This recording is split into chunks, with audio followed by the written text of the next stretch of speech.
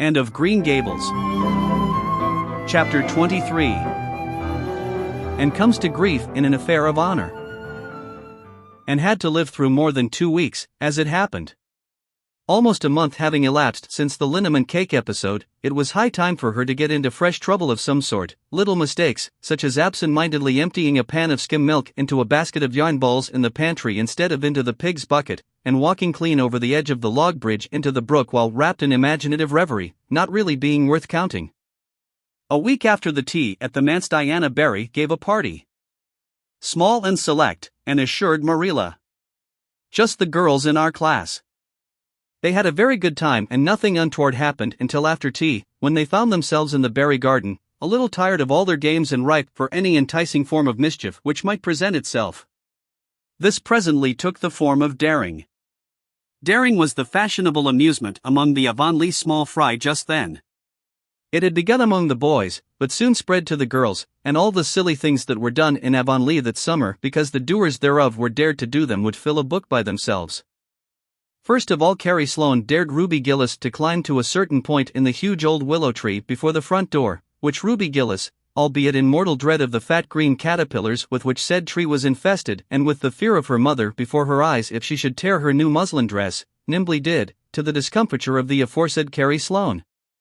Then Josie Pye dared Jane Andrews to hop on her left leg around the garden without stopping once or putting her right foot to the ground, which Jane Andrews gamely tried to do, but gave out at the third corner and had to confess herself defeated.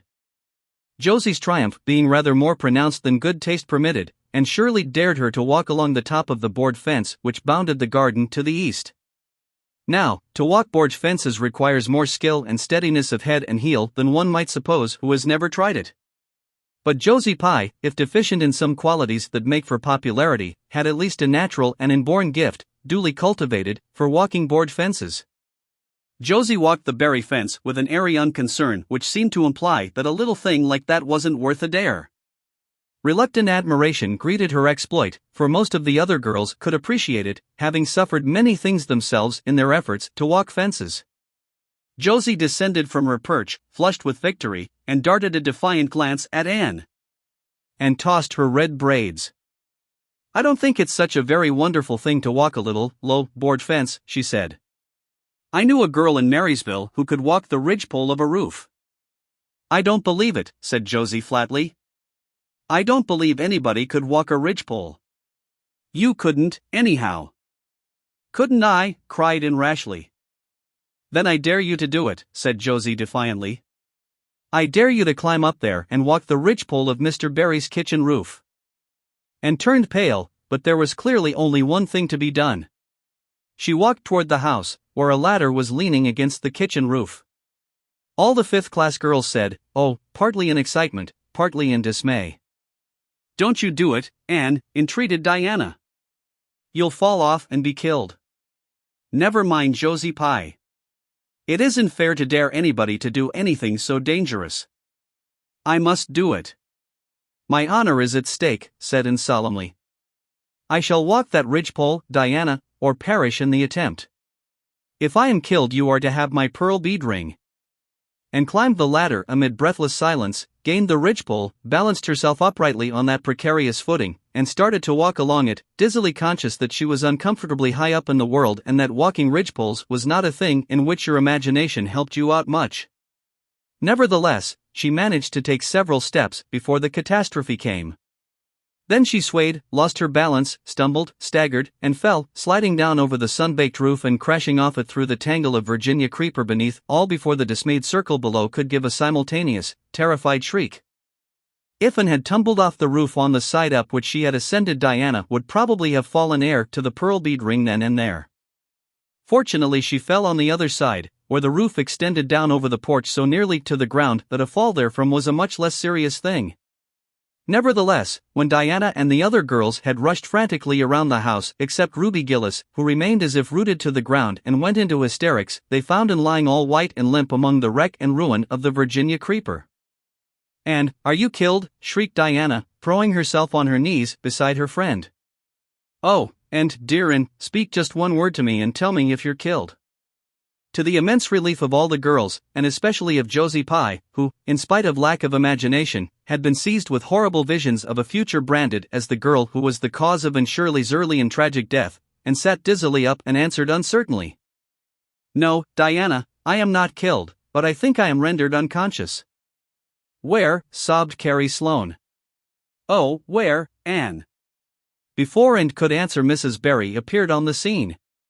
At sight of her, Anne tried to scramble to her feet, but sank back again with a sharp little cry of pain. "What's the matter?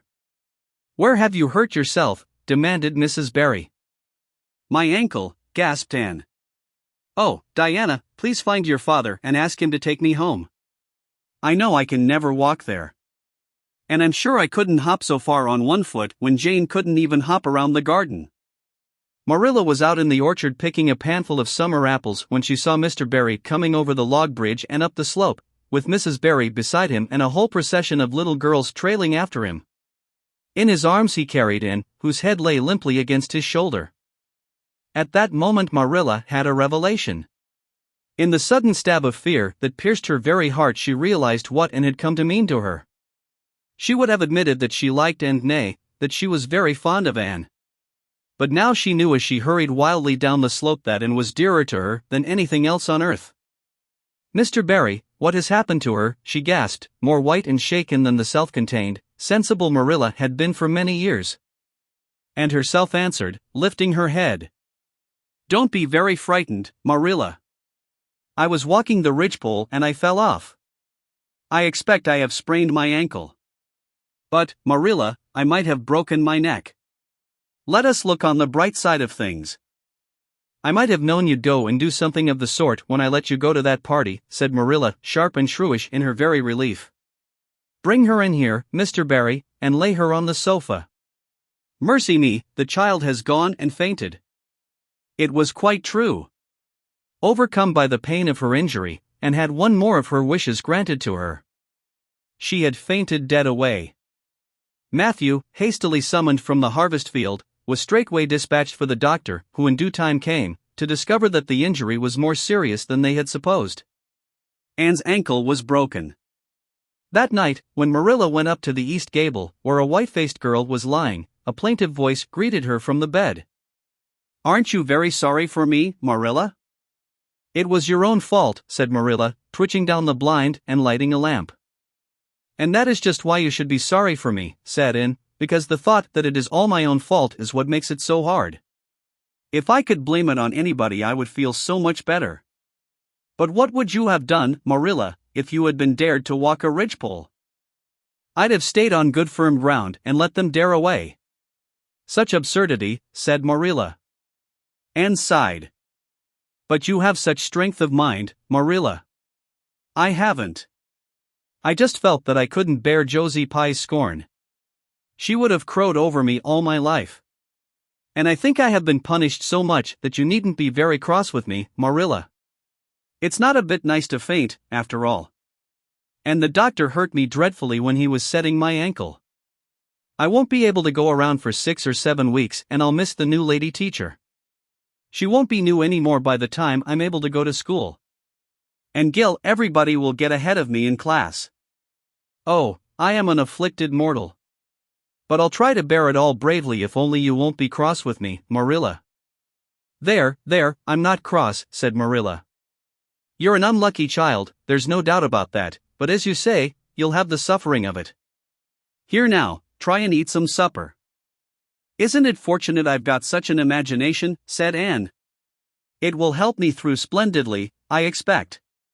What do people who haven't any imagination do when they break their bones, do you suppose, Marilla?" And had good reason to bless her imagination many a time and oft during the tedious 7 weeks that followed.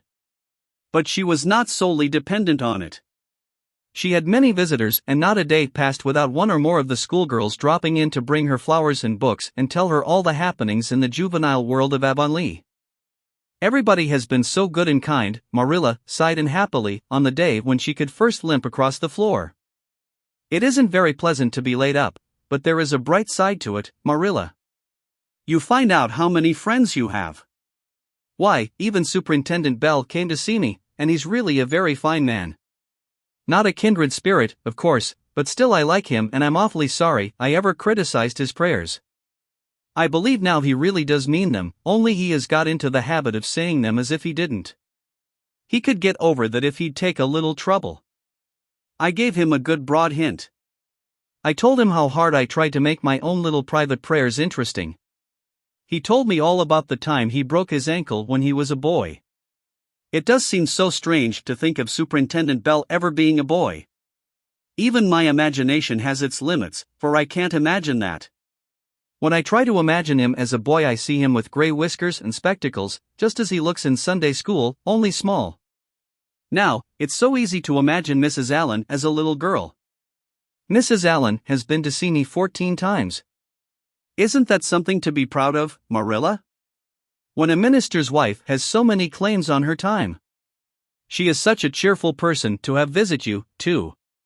She never tells you it's your own fault, and she hopes you'll be a better girl on account of it. Mrs. Lynde always told me that when she came to see me, and she said it in a kind of way that made me feel she might hope I'd be a better girl but didn't really believe I would. Even Josie Pye came to see me. I received her as politely as I could, because I think she was sorry she dared me to walk a ridgepole. If I had been killed, she would had to carry a dark burden of remorse all her life. Diana has been a faithful friend. She's been over every day to cheer my lonely pillow. But oh, I shall be so glad when I can go to school, for I've heard such exciting things about the new teacher. The girls all think she is perfectly sweet. Diana says she has the loveliest fair curly hair and such fascinating eyes. She dresses beautifully, and her sleeve puffs are bigger than anybody else's in Avonlea. Every other Friday afternoon she has recitations, and everybody has to say a piece or take part in a dialogue. Oh, it's just glorious to think of it. Josie Pye says she hates it, but that is just because Josie has so little imagination. Diana and Ruby Gillis and Jane Andrews are preparing a dialogue, called A Morning Visit, for next Friday. And the Friday afternoons they don't have recitations. Miss Stacy takes them all to the woods for a field day, and they study ferns and flowers and birds. And they have physical culture exercises every morning and evening. Mrs. Lynde says she never heard of such goings-on, and it all comes of having a lady teacher. But I think it must be splendid, and I believe I shall find that Miss Stacy is a kindred spirit. There's one thing plain to be seen, said Marilla, and that is that your fall off the berry roof hasn't injured your tongue at all.